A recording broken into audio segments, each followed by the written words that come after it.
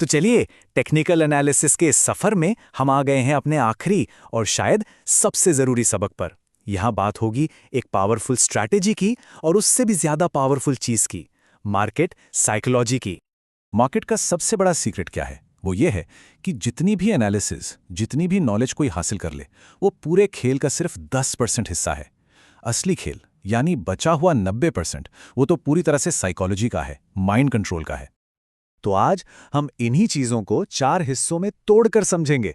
सबसे पहले एक ऐसी स्ट्रैटेजी जो ऑटोमेटिक काम करती है, फिर मार्केट का वो 90% वाला खेल क्या है, इसके बाद खौफ और लालच से कैसे लड़ना है, और आखिर में सक्सेस के लिए कुछ जरूरी उसूल। चलिए शुरू करते हैं पहले पॉइंट से। एक ऐसी ऑटोमैटिक स्ट्रैटेजी जो इतनी कमाल की है कि किसी कंपनी की फंडामेंटल स्ट्रेंथ जानने के लिए उसकी बैलेंस शीट पढ़ने की भी जरूरत नहीं पड़ेगी। सही सुना, इससे रिसर्च का बहुत सारा टाइम बच जाता है। तो इस स्ट्रैटेजी का नाम है मल्टी ईयर ब्रेकआउट। इसको ऑल टाइम हाई ब्रेकआउट भी कहते हैं। मतलब सोचिए, एक स्टॉक है जो पिछले 5, 10 या 15 साल से एक खास लेवल को पार नहीं कर पा रहा था और अचानक वो उस दीवार को तोड़कर ऊपर निकल जाता है। ये एक बहुत बड़ा, बहुत पॉजिटिव सिग्नल होता है। अब इसके पीछे की जो फिलॉसफी है ना, वो बहुत इंटरेस्टिंग है। देखिए, कोई भी स्टॉक 10 साल का रिकॉर्ड ऐसे ही मजाक मजाक में नहीं तोड़ता।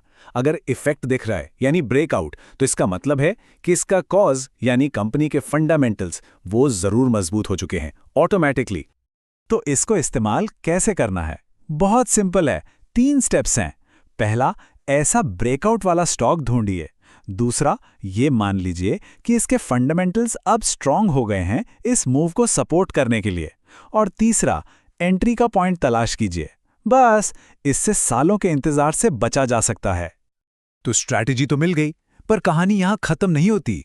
असली बात तो अब शुरू होगी, क्योंकि एक बेहतरीन स्ट्रैटेजी भी, आप जानते हैं, बिल्कुल बेकार है अगर मार्केट के उस 90% वाले साइकोलॉजिकल खेल को नहीं जीता। बड़े से बड़े एक्सपर्ट्स यही मानते हैं कि कितना भी पढ़ लीजिए, कितने भी चार्ट्स देख लीजिए, वो सब जानकारी सक्सेस का सिर्फ 10% है। जो असली जंग है ना, वो 90% जंग, वो तो दिमाग के अंदर लड़ी जाती है। तो आखिर इस दिमाग पर काबू पाएं कैसे?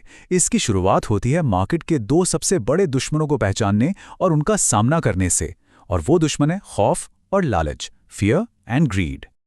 जरा पिछले कुछ सालों को याद कीजिए। मार्च 2020 का कोविड क्रैश, जब मार्केट 40% गिर गया था, या अभी हाल ही में इलेक्शन रिजल्ट्स के दिन की पैनिक, या अडानी वाली खबर। हर बार क्या हुआ? खौफ यानी फियर ने मार्केट को जोर से नीचे गिराया। लेकिन हर बार मार्केट ने कितनी जल्दी रिकवरी की, और फायदा किसका हुआ? जिन्होंने उस वक्त सब्र रखा, उनका। और यही है 2 अलग अलग माइंडसेट का फर्क। एक तरफ है फियर माइंडसेट। जब मार्केट गिरता है तो ये लोग पैनिक में आकर सब कुछ बेच देते हैं, अपने पेपर लॉस को रियल लॉस बना देते हैं। और दूसरी तरफ है पेशेंस माइंडसेट। ये लोग मार्केट की गिरावट को डिस्काउंट सेल की तरह देखते हैं। जब सब डर रहे होते हैं, तब ये खरीद रहे होते हैं।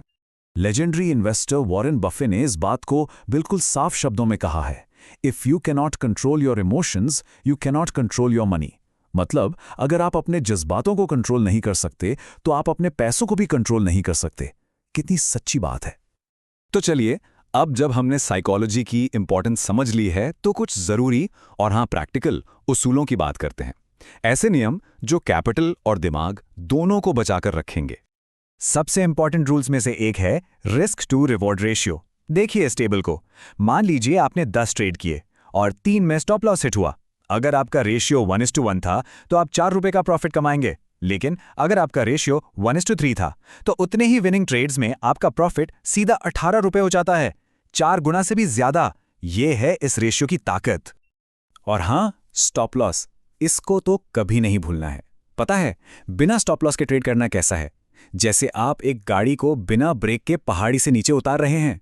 पता नहीं कब कहां जाके क्रैश हो जाए। ये सेफ्टी बेल्ट है, एयरबैग है। एक छोटे नुकसान को तबाही बनने से सिर्फ यही रोकता है। ठीक है, नियम समझ लिए, स्ट्रैटेजी समझ ली, लेकिन एक बहुत अहम सवाल अभी भी बाकी है। भाई, मार्केट में पैसा लगाएं तो कौन सा वाला? कहां से लाए वो पैसा? इसके उसूल बिल्कुल साफ हैं और इन्हें हमेशा याद रखिए।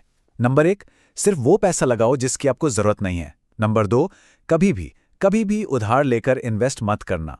नंबर 3, सारा पैसा एक ही स्टॉक में मत डाल दो। और नंबर 4 और सबसे जरूरी, भेड़ चाल से बचो।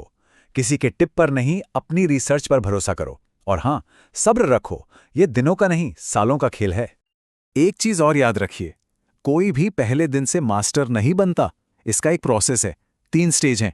स्टेज 1 है सर्वाइव, यानी पैसा खोना बंद करो, बस मार्केट में टिके रहो। स्टेज 2 है कम्पीट, जब आप छोटे छोटे कंसिस्टेंट प्रॉफिट बनाना शुरू करते हो। और जब आप ये दोनों स्टेज पार कर लेते हो, तब आता है स्टेज 3 विन, जहां आप बड़े प्रॉफिट्स के लिए खेलते हो।